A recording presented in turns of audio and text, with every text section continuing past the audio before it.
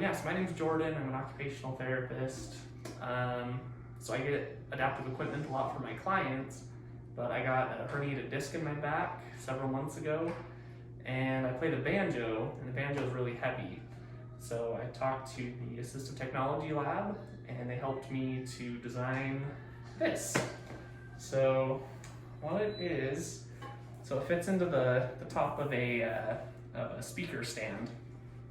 Has two clips that help hold my banjo in place and hold it up just at the right height, so I can play it without it pulling down on my shoulder and affecting my back. So yeah, here's kind of how it works, I guess.